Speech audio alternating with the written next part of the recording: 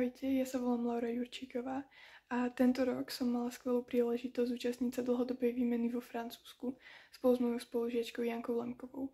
A preto by sme vám dnes chceli bližšie ukázať, ako môže táto výmena prebiehať. Keď sme prileteli do Beauvais v Paríži, ešte nás čakala dlhá cesta do cieľovej destinácie. No keď sme vlakom dorazili do Chaumont, privítali nás naše hostiteľskej rodiny. Tá Jankina bola jednočlenná, meno jej mamy je Severine a Janka u nej bývala v byte v centre mesta. Moja rodina sa skladala z 2 bratov a rodičov. Ja som mala trochu komplikovanejšiu a dlhšiu cestu do školy, ale za to som mohla vidieť vidiek Francúzska.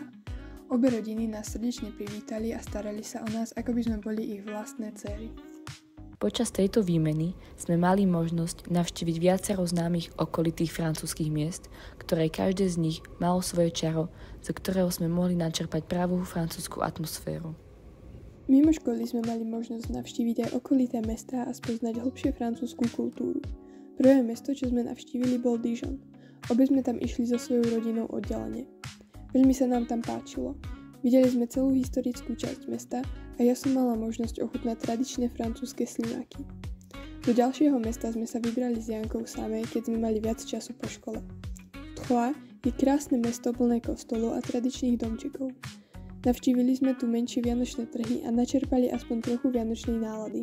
Takže ukážka, ako tu fúka. Postavme sa proti vetru. Vidíte to?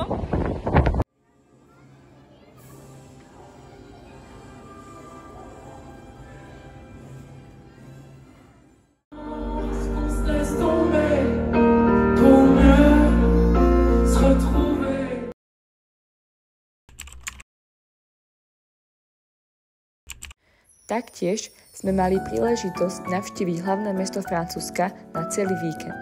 Prvé chvíle v Paríži sme strávili na samom vrchu Eiffelovej veže s krásnym nočným výhľadom. Povinnou zastávkou bol aj Louvre, Galeria Lafayette či najznámejšie ulice mesta. Paríž nás najviac očaril svojou veľkoleposťou a historickým duchom.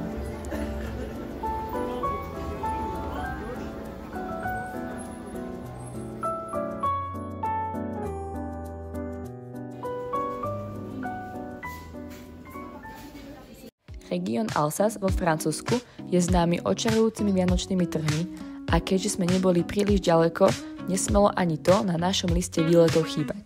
Navštívili sme mesto Colmar, kde bolo hneď viac miest trhmi, ktoré úžasne doplňala atmosféra mesta.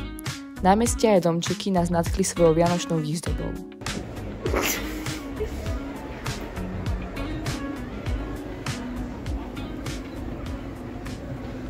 Cez víkendy sme si naplánovali prespávačky. Najprv som ja išla ku Janke, tam sme jej mame napiekli slovenské vianočné koláče. Tiež sme sa išli pozrieť na mesto. Keď Janka prespávala u mňa, rozhodli sme sa navariť rovno celé jedlo pre moju rodinu.